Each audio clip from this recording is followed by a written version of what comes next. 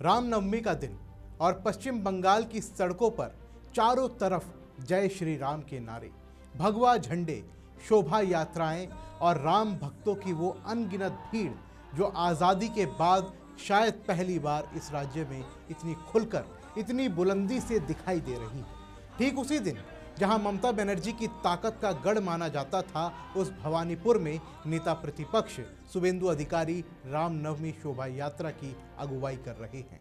ममता बनर्जी के आवास से महज 1 किलोमीटर दूर ये नज़ारा देखने को मिला। ये दृश्य कोई संयोग नहीं है, ये बंगाल की बदलती राजनीतिक हवा का सबसे साफ संकेत है। नमस्कार, मेरा नाम है शुभम गुप्ता और आप देखना शुरू कर चुके हैं वीके न्यूज़। देखिए, रामनवमी के इस पावन मौके पर पश्चिम बंगाल भगवामय नजर आ रहा है। शुभेंदु अधिकारी लगातार जमीनी स्तर पर काम कर रहे हैं। रैलियां, रोड शो, धार्मिक आयोजन, हर जगह वो हिंदू वोटरों को एकजुट करने की कोशिश कर रहे हैं। और आज भवानीपुर में उनकी मौजूदगी ने ममता बनर्जी के गढ़ में सन्नाटा फैला दिया है। आज पूरा बंगाल रामनवमी मना रहा है। ममता बनर्जी भाषण दे रहा है। ममता बनर्जी रामनवमी में अटेंड नहीं किया। ममता बनर्जी भाषण दे रहा है, वोट मांग रहा है। टीएमसी शिविर में बेचैनी साफ नजर आ रही है, लेकिन ये सिर्फ एक शोभा यात्रा की तस्वीर नहीं है। ये उस गहरी खाई का संकेत है जो बंगाल की राजनीति में बन चुकी है। एक तरफ तुष्टीकरण की पुरानी राजनीति, दूसरी तरफ हिंदू अस्मिता और परिवर्तन की मांग। शुभेंदु अधिकारी नंदीग्राम की जीत के बाद से लगातार ममता बनर्जी को घेर रहे हैं। वो कह रहे हैं कि 15 साल की टीएमसी सरकार में बंगाल की हालत बिगड़ गई है। कानून व्यवस्था, स्वास्थ्य, शिक्षा, रोजगार, सब कुछ चरमरा चुका है। और आज रामनवमी पर उनकी सक्रियता इस बात को और मजबूत कर रही है कि भाजपा अब बंगाल में सिर्फ चुनावी पार्टी नहीं, बल्कि एक विचारधारा के साथ खड़ी हुई है। दूसरी तरफ ममता बनर्जी का शिविर बौखलाया हुआ है। ओवैसी और हुमायूं कबीर का गठबंधन मुस्लिम वोट बैंक बांट रहा है।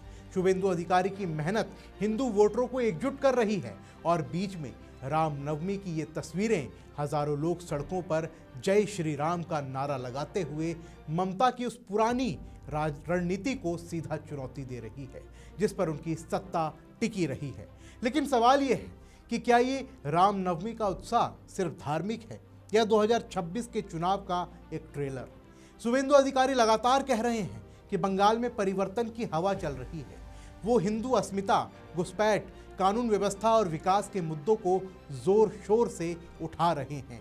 उनकी मेहनत और लगन ने भाजपा को बंगाल में नई ताकत दी है। 2021 में भाजपा 77 सीटों पर पहुंची थी। इस बार वो 200 पार का दावा कर रहे हैं और रामनवमी की ये तस्वीरें उस दावे को और मजबूत कर रही हैं। ममता बनर्जी की तरफ से जवाब भी आ रहा है। वो बीजेपी को बंगाली विरोधी बता रही हैं, वोटर लिस्ट से नाम काटने का आरोप लगा रही हैं, लेकिन सड़कों पर निकली राम भक्तों की फौज उनकी बातों को सीधे चुनौती दे रही है। देखिए, बंगाल की राजनीति लंबे समय से तुष्टीकरण और ध्रुवीकरण के बीच घूमती रही है, लेकिन इस बार कुछ अलग है। रामनवमी पर निकली शोभा यात्राएं, शुभेंदु अधिकारी की सक्रियता और हिंदू वोटरों में दिख रही जागरूकता, ये सब मिलकर एक नया संदेश दे रहे हैं। अब सवाल ये है कि क्या ममता बनर्जी इस बदलते माहौल को समझ पा रही हैं? क्या उनकी पुरानी रणनीति अब काम कर पाएगी या फिर शुभेंदु अधिकारी की मेहनत और हिंदू अस्मिता की लहर बंगाल में परिवर्तन ला देगी? 2026 के चुनाव अभी कुछ हफ्ते दूर हैं। नामांकन की प्रक्रिया शुरू होने वाली है, लेकिन रामनवमी की ये तस्वीर पहले ही बता रही है कि इस बार की लड़ाई बहुत दिलचस्प और कड़ी होने वाली है। और आप क्या सोचते हैं? क्या रामनवमी की ये भक्ति बंगाल के चुनावी नतीजों को प्रभावित करेगी? क्या शुभेंदु अधिकारी की मेहनत ममता बनर्जी की सत्ता को हिला सकती है? क्या 2026 में बंगाल में परिवर्तन की हवा है? कमेंट बॉक्स में अपनी राय हमें ज़रूर दीजिए। फिलहाल के लिए इस रिपोर्ट में बस इतना ही। मिलते हैं अगले अपडेट में, तब तक के लिए जय हिंद।